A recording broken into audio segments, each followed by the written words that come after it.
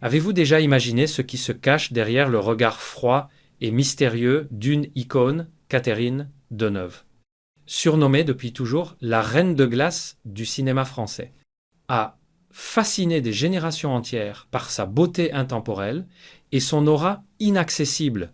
Pour le grand public, elle reste l'image même de l'élégance, une femme parfaite, sculptée par la lumière et l'art du grand écran, mais derrière ce masque de marbre, que savons-nous vraiment de la femme qu'elle est, quel secret, quelle blessure, quelle vérité jamais racontée se cache dans l'ombre de sa légende née dans une famille d'artistes? Catherine n'était pas destinée à devenir une simple actrice, elle est devenue une icône vivante, une incarnation de la France elle-même, ses rôles, de les parapluies de Cherbourg à Belle de Jour, l'ont transformée en muse, en fantasme, en mythe, mais cette image, si brillante soit-elle, a aussi un prix. Derrière les tapis rouges et les flashs des photographes se dessine une vie marquée par des choix radicaux, des amours passionnés mais discrets et une volonté farouche de garder pour elle ce que le monde entier voulait lui arracher, son intimité.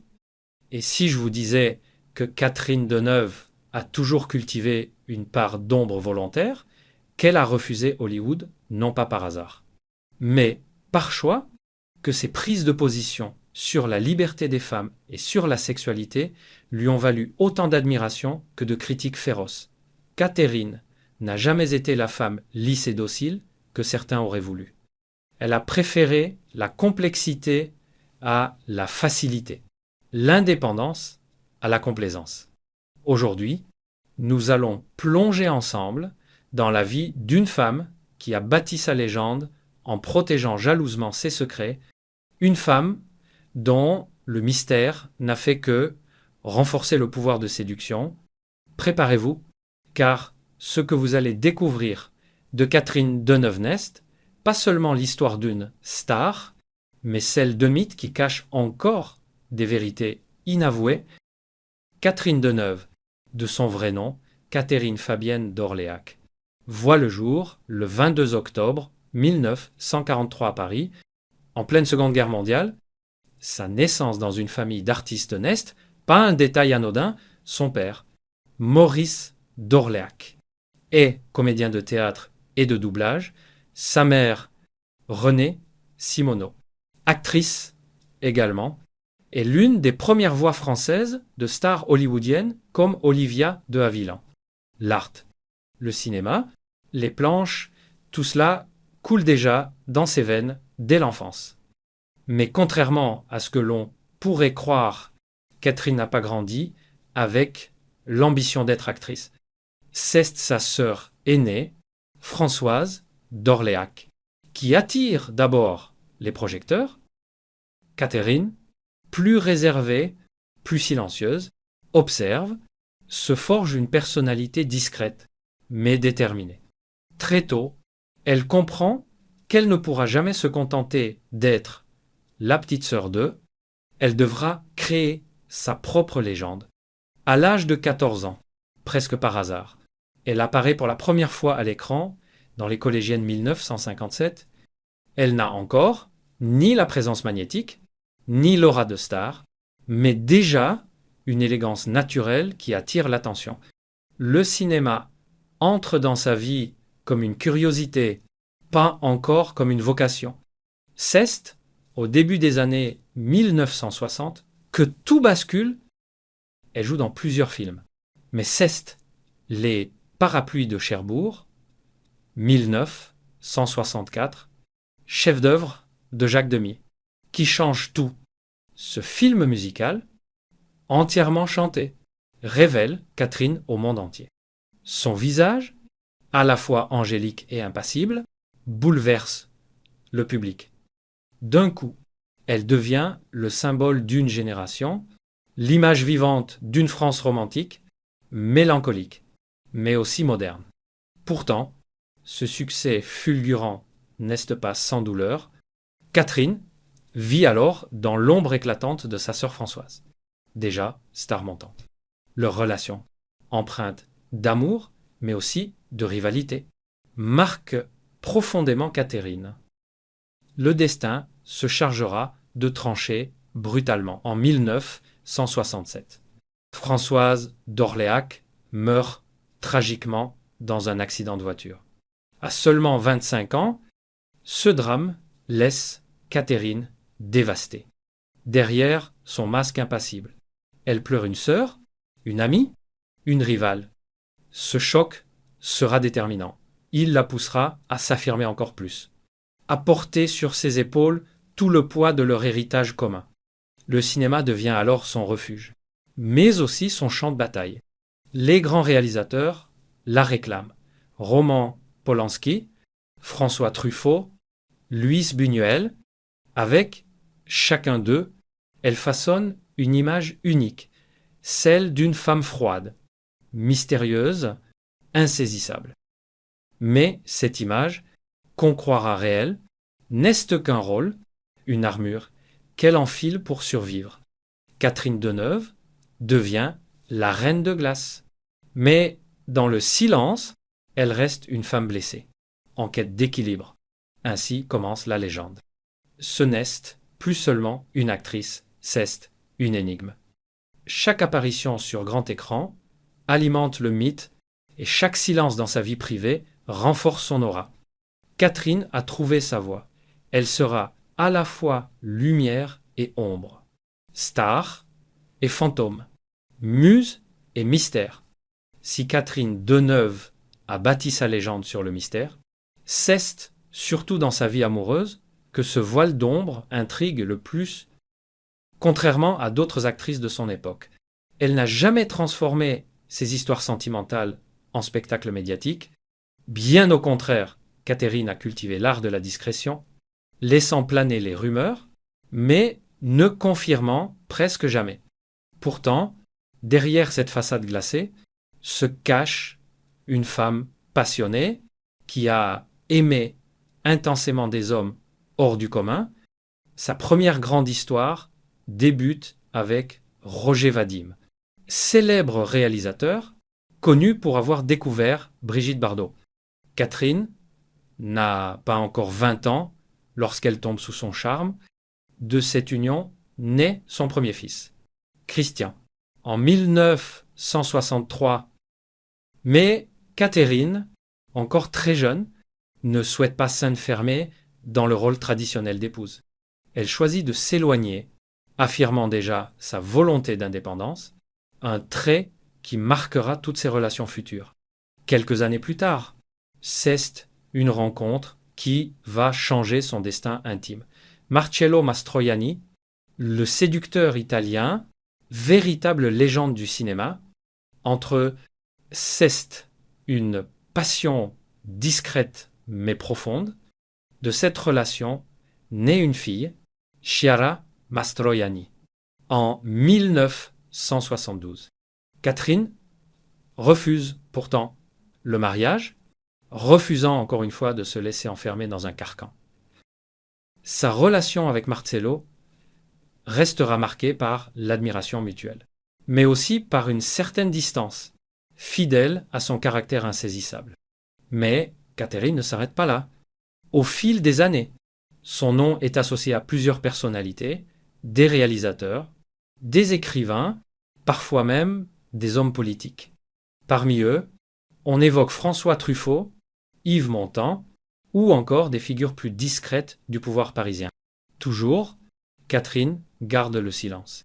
Elle n'avoue rien, ne dément jamais totalement, elle entretient le mystère comme une seconde peau, protégeant farouchement sa vie privée, mais laissant volontairement deviner que derrière la glace brûle un feu ardent. Ce paradoxe nourrit sa légende. Sur l'écran, elle incarne des femmes froides, distantes, presque inaccessibles.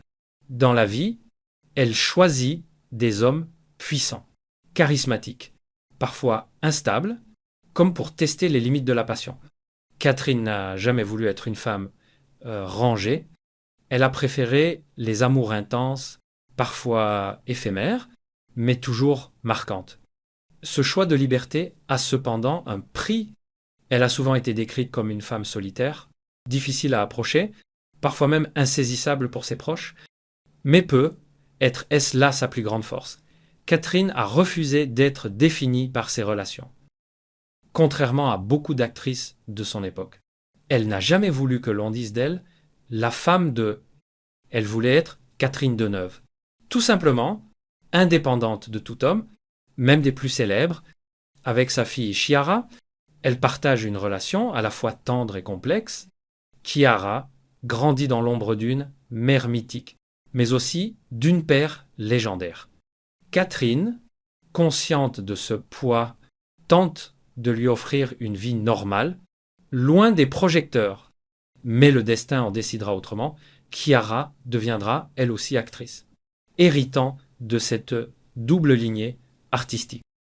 En cultivant le mystère autour de ses amours, Catherine Deneuve a réussi un tour de force rare, transformer sa vie privée en une énigme collective.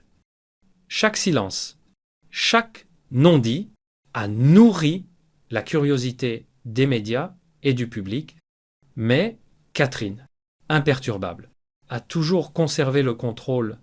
Elle a montré que, même dans un monde avide de scandales et de confidences, une star pouvait encore choisir ce qu'elle révèle et ce qu'elle tait. Car au fond, ce que Catherine a prouvé par sa vie amoureuse, c'est qu'elle n'était pas une simple actrice, ni une simple femme, elle était une souveraine de son propre destin, capable d'aimer avec passion, mais toujours sans jamais se soumettre. Et c'est peut être cela, le plus grand secret de la Reine de glace. La carrière de Catherine Deneuve est à l'image de sa personnalité éclatante, complexe et jalonnée de choix audacieux depuis les années 1960. Elle a incarné des dizaines de rôles qui ont façonné non seulement son image, mais aussi l'histoire du cinéma français et européen. Pourtant, derrière cette réussite exceptionnelle, se cachent aussi des zones d'ombre, des luttes intérieures et des refus qui ont contribué à son mystère. Après le triomphe des parapluies de Cherbourg, Catherine enchaîne avec Belle de jour 1960 de Louis de Buñuel. Dans ce film sulfureux, elle incarne Séverine, une bourgeoise qui s'adonne à la prostitution l'après-midi. Ce rôle, audacieux et dérangeant, bouleverse le public et marque un tournant dans sa carrière. Catherine accepte d'endosser l'image d'une femme glaciale, insaisissable, mais aussi pleine de désirs inavoués. Ce contraste entre apparence froide et passion brûlante devient sa signature. Tout au long des années 1970 et 1980, elle multiplie les collaborations prestigieuses. François Truffaut, Le Dernier Métro. Jacques Demy, à nouveau, Pau, Jacques Demy, André Téchiné, Hôtel des Amériques, ma saison préférée. Chaque film ajoute une facette à son aura. Elle devient non seulement une actrice reconnue, mais aussi une figure culturelle. On ne parle plus seulement de ses films, mais de Deneuve comme d'un symbole. Pourtant, Catherine Deneuve fait un choix qui étonne. Elle refuse de s'installer à Hollywood. Contrairement à Brigitte Bardot ou à d'autres actrices françaises, elle ne cède pas aux sirènes de l'industrie américaine. Certes, elle tourne quelques films aux États-Unis, comme The Hunger 1983, aux côtés de David Bowie et Suzanne Sarandon, mais elle garde toujours ses distances. Pourquoi ? Parce qu'elle veut rester maîtresse de son image. Elle redoute la machine hollywoodienne, qui transforme les actrices en produits formatés. Catherine préfère rester en France, quitte à sacrifier une gloire internationale encore plus grande. Cette fidélité à son indépendance nourrit son mythe, mais elle a aussi un revers. Nombreux sont ceux qui la décrivent comme distante, froide, parfois difficile à diriger. Certains réalisateurs racontent son exigence extrême.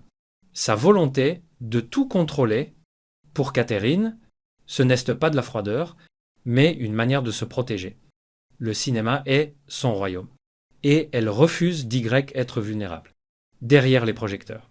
Catherine connaît aussi la lassitude, l'isolement, être une icône, c'est porter un masque en permanence. Elle doit affronter les critiques, les jugements, et parfois l'incompréhension. Ses choix de rôle, souvent de femme ambiguë, torturée ou inaccessible, reflètent aussi ses propres questionnements intérieurs. Elle se cache derrière ses personnages, mais en même temps, elle s'y révèle. Un autre aspect méconnu de sa carrière est son rapport complexe avec la célébrité. Catherine Deneuve a toujours refusé les confidences faciles, les interviews intimes. Elle répond peu, souvent par énigme, et cultive ainsi sa réputation de reine de glace. Mais ce masque n'est-il pas aussi une prison derrière la star? Il y a une femme qui a dû renoncer à une vie ordinaire, à l'anonymat, à la légèreté. Et pourtant, malgré ces zones d'ombre, Catherine Deneuve continue de briller. Son parcours prouve qu'on peut être une actrice adulée, sans se livrer totalement, qu'on peut bâtir une carrière légendaire, tout en gardant une part de soi dans le secret. Cette dualité, lumière et obscurité. Éclat et silence et peut être la clé de son mystère éternel. Être une icône ne signifie pas plaire à tout le monde. Catherine Deneuve, loin de se cantonner au rôle de muse silencieuse, a souvent pris des positions publiques qui ont suscité admiration, incompréhension, voire scandale. Derrière son apparente froideur se cache une femme d'opinion qui refuse les cases toutes faites, quitte à se mettre à dos une partie du public. L'un des épisodes les plus marquants survient en 2018 lorsque Catherine co-signe avec une centaine d'autres femmes une tribune publiée dans Le Monde. Ce texte dénonce ce que les signataires considèrent comme une dérive du mouvement MeToo, une vague de puritanisme qui, selon elle, menace la liberté sexuelle et la séduction. Nous défendons une liberté d'importuner, indispensable à la liberté sexuelle. Pouvait-on y lire la réaction immédiate et violente? Une partie de l'opinion accuse Deneuve et ses consoeurs de trahir la cause des femmes, de minimiser le harcèlement face à la tempête médiatique. Catherine précise sa pensée. Elle réaffirme son soutien aux victimes d'agressions sexuelles, mais refuse ce qu'elle appelle une chasse aux sorcières. Pour elle, la séduction, le désir, la relation entre hommes et femmes ne peuvent être réduits à une logique binaire de coupable et de victime. Cette nuance, complexe et dérangeante, fait d'elle une voix singulière dans un débat où beaucoup choisissent des positions plus consensuelles. Mais ce n'est pas la première fois que Catherine Deneuve se place au cœur d'une polémique. Dès les années 1970, elle se positionne pour la liberté des femmes. En 1971, elle signe le célèbre Manifeste des 343, texte courageux dans lequel 343 femmes déclarent avoir avorté, réclamant ainsi la légalisation de l'interruption volontaire de grossesse en France à une époque où l'avortement est encore un crime. Ce geste est audacieux, risqué, presque scandaleux, mais Catherine n'hésite pas. Pour elle, le corps des femmes doit leur appartenir et la liberté doit primer sur la morale imposée. Cette attitude révèle un paradoxe fascinant, souvent perçu comme distante, presque inaccessible. Catherine Deneuve est en réalité une femme profondément engagée. Mais son engagement ne se fait pas dans les discours militants classiques. Elle refuse les slogans simplistes, elle préfère les prises de position ambiguës, nuancées, qui reflètent sa complexité intérieure.